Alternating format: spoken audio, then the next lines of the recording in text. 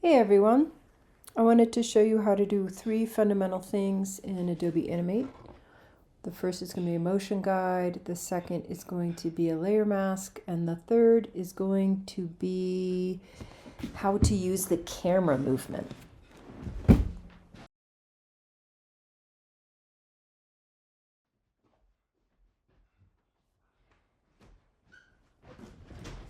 For starters, I have an image in my background layer, and I've made a movie clip of a little bird. I could animate the bird, but that's not the point of this so far. So I thought I would just go ahead and drop that bird onto my scene with a background image. You can see that I have one keyframe with the bird in it. I'm going to go out into the timeline and add a second keyframe. This keyframe and the second keyframe, I'm going to move the bird to the far right of the screen. I'm going to click in between the two keyframes and add a classic motion tween. This gives me a purple line and it shows me that the bird is moving straight across the screen from one keyframe to the other. Next to the word in the gray, I'm going to click on it and I'm going to hit Add Classic Motion Guide. When I add the Classic Motion Guide, it adds a layer and that layer tucks the bird animation right up in there. Now I'm going to take my pen tool, which is a Bezier curve tool, same as an Illustrator. Basically you click and then you hold your mouse down so that you can get these handlebars to create the curve. Check out Bezier curves in Illustrator. And yeah, it has to be the pen tool because the brush tool doesn't work. It needs a vector line. Anyway, cool. I have that line now. And now what I want to do is I want to make sure that where the line begins aligns with the center point of my bird movie clip.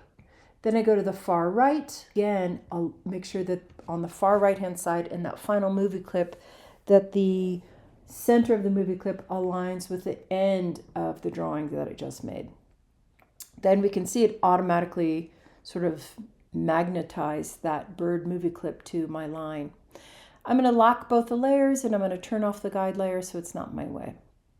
Next, let's go to layer mask. I'm going to create an orange rectangle and make it into a movie clip.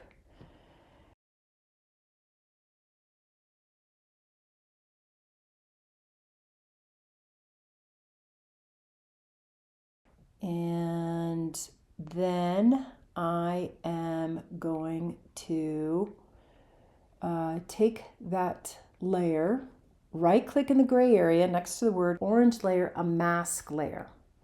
It's not like the guide layer where to make the guide layer, I clicked on the bird animation, then I said add classic motion tween, motion guide.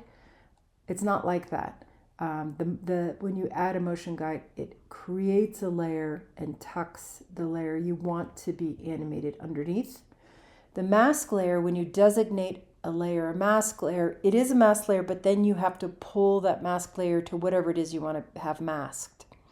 In this case, I want to mask the background layer. I want to make sure that that background layer is tucked up under the mask layer.